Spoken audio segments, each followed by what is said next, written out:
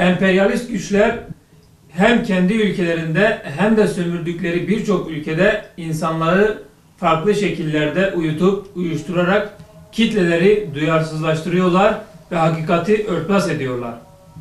Dünyanın birçok yerinde insanlar savaşların ve çatışmaların gölgesinde yaşam mücadelesi verirken emperyalizm eğlence sektörünün renkli ışıklarıyla geniş kitlelerin gözlerini boyuyor.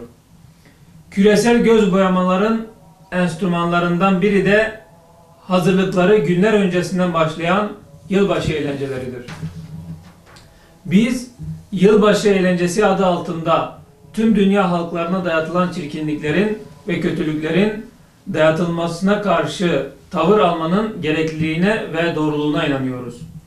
Milli Piyango adı verilen oyunla kitlelerin kumarla buluşturulmasını sağlayan, her türlü kötülüğe giden yolları açan, birçok gencin çeşitli bağımlılıklara yakalanmasına sebep olan, birçok insanda iffet duygusunu zedeleyen her türlü eğlence anlayışını reddediyoruz. Kalplerdeki merhameti körelten, vicdan duygusunu ortadan kaldıran, insanları şehirlerin en orta yerlerinde her türlü ahlaksızlığı yapmaya sevk eden yılbaşı kutlamalarına karşı tepki koymanın her erdem sahibi insanın görevi olduğunu da düşünüyoruz.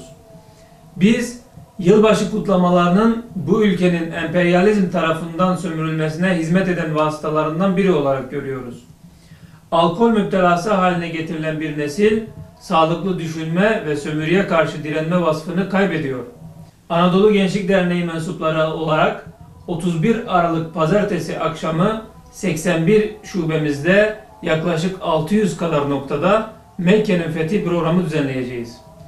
Bilindiği üzere yeryüzünün ilk binası Kabe'nin bulunduğu şehir olan Mekke, İslam ordularınca 1 Ocak 630 tarihinde fethedilmiştir. Biz bu programları düzenlerken fethin hicri ya da miladi yıl dönümünü ya da fethin kronolojisini konuşmadan ziyade fetih ruhunun kuşanılması derdindeyiz.